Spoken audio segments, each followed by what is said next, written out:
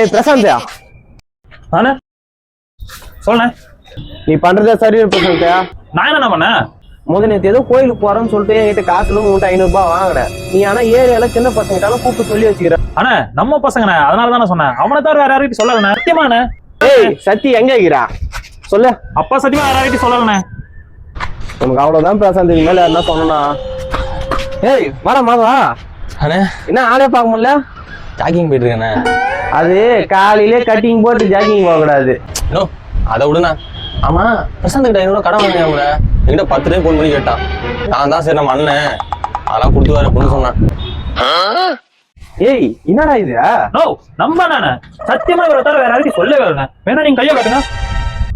பால் ஊத்திட்டேன். சொல்லவே இல்லைண்ணே. பால் ஊத்திட்டியா? ஏய் மச்சான் நீயா?